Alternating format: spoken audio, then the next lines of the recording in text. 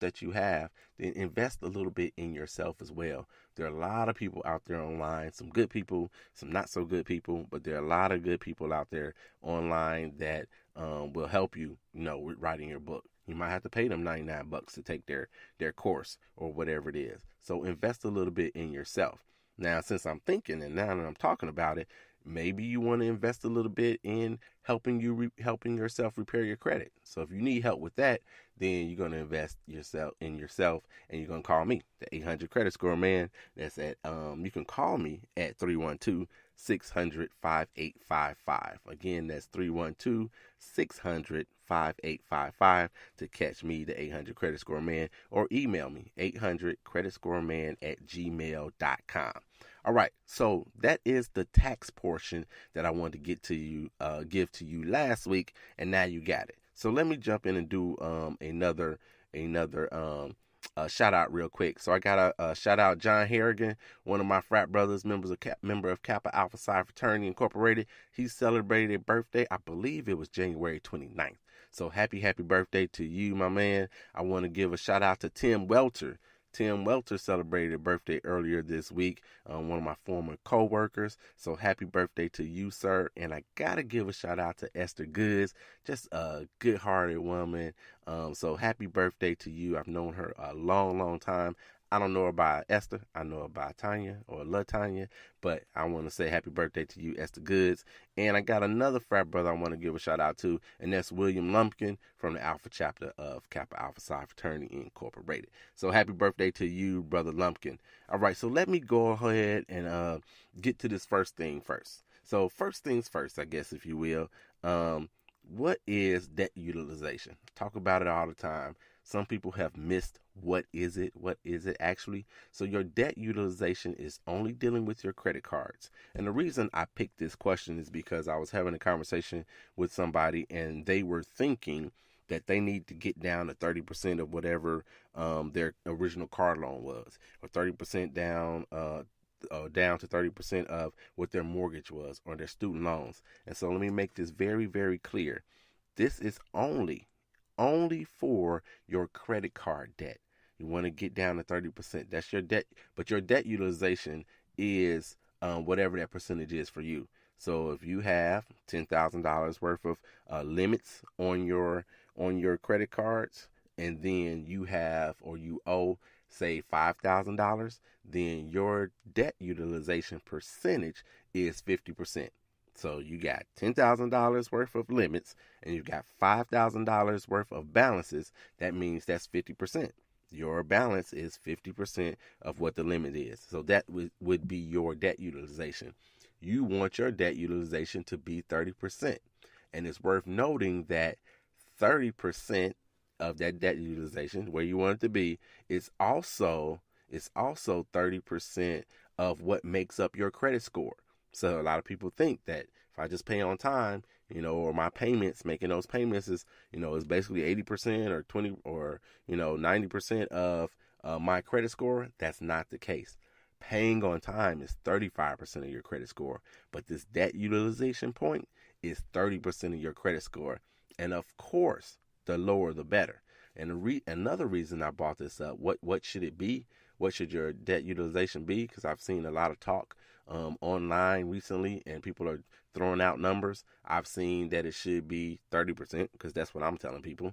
And then I've seen people say, no, it should be 25. I've seen people say it should be 20. And for some odd reason, somebody said it should be 23%.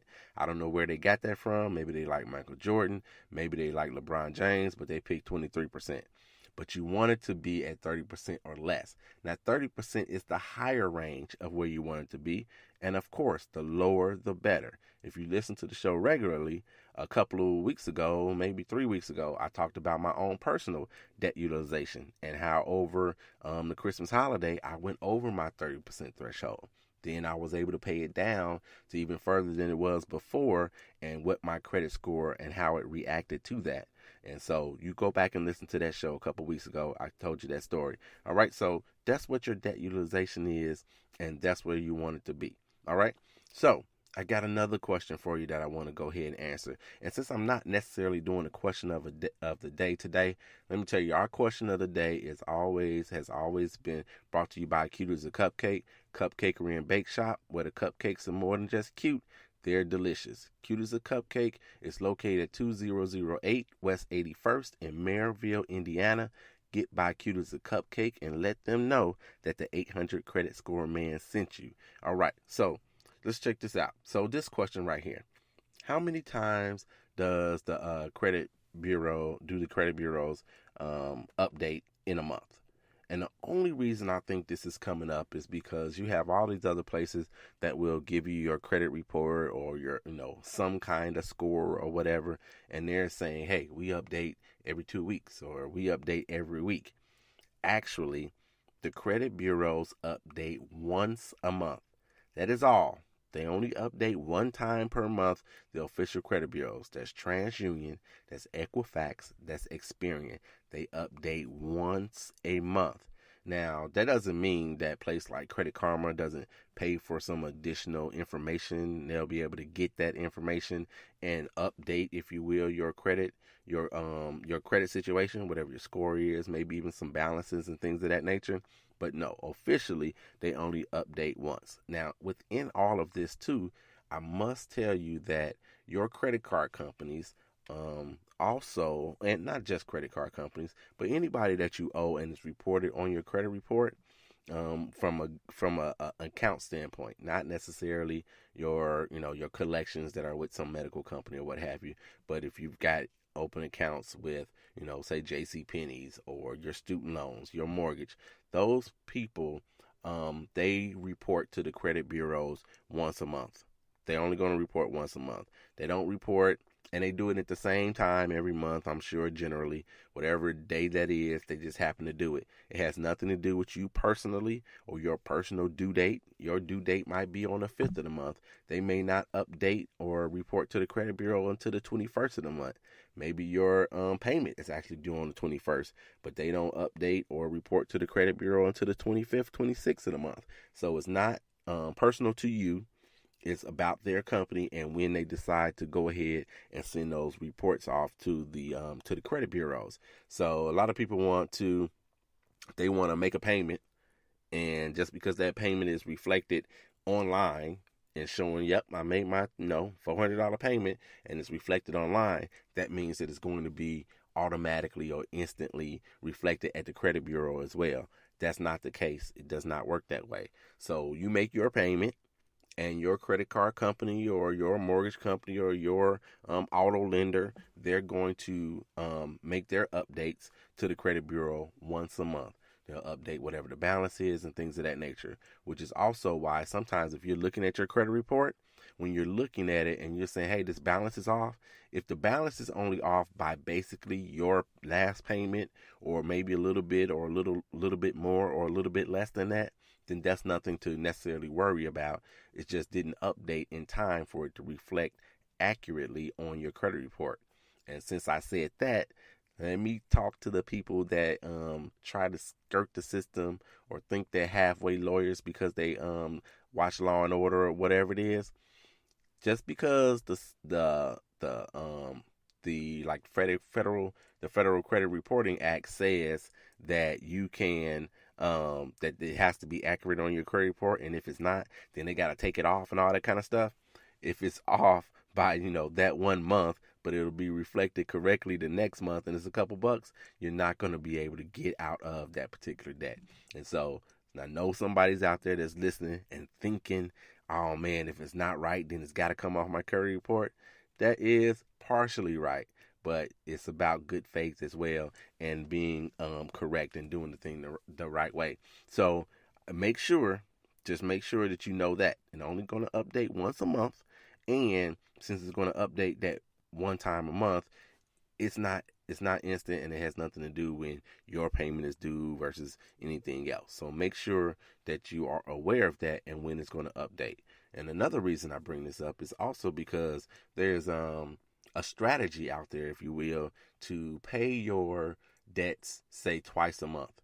To pay your debts twice a month. Now, if you're paying your debts twice a month, that is not necessarily going to that's not necessarily going to help you with your credit score because you pay them twice a month.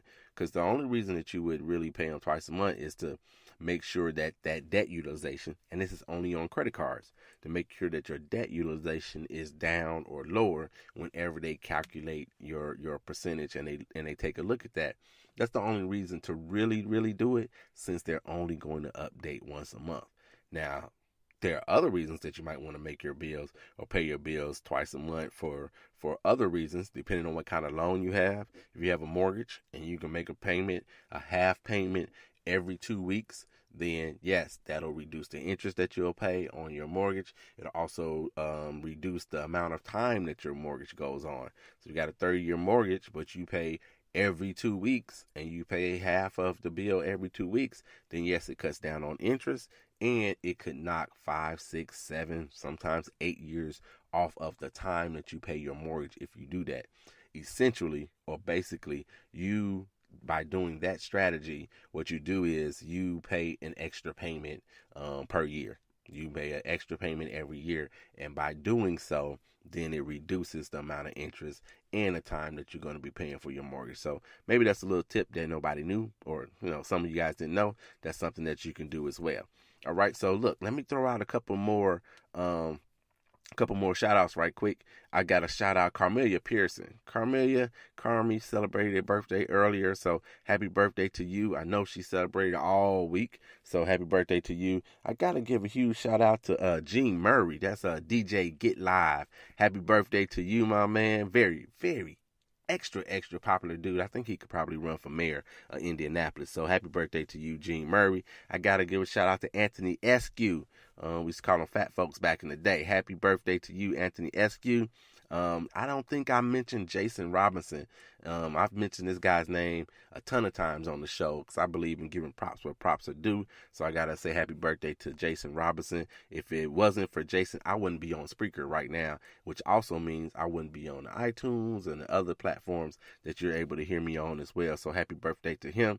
And I got to give a shout out to Natasha Pruitt as well. Happy birthday to you, Natasha. All right, so then what else do I have for you before we get out of here today? So another thing I wanted to answer for you guys. Some people were asking me about what does it really mean to have a good credit score? Like, what does that do for me? What does this number actually mean? My credit scores run from 300 to 850, and say if I have a 675, which is the average now.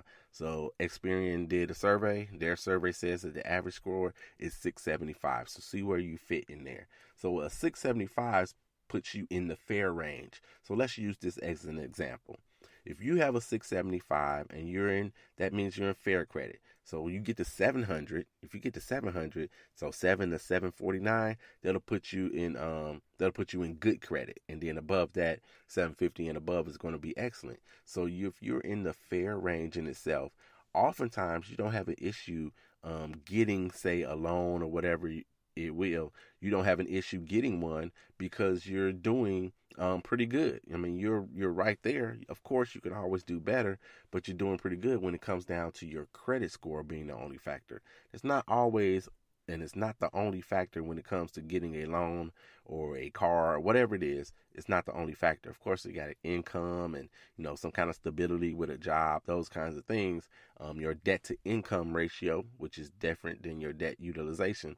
So what does this 650 mean? It's like an arbitrary number. So that's what it means for you. You're able to navigate the world and get some credit.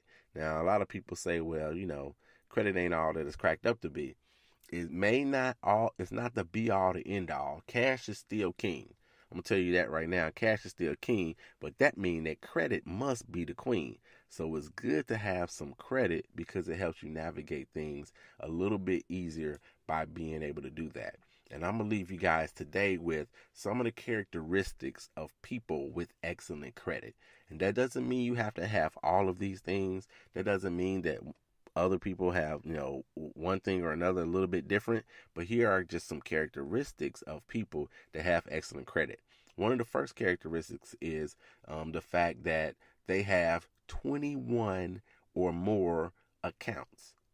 Now, I can't explain necessarily why the credit bureau would say, hey, person got 21 counts and, they've been doing pretty good, then they ought to have a higher credit score. I can't say why that is. This is a survey that was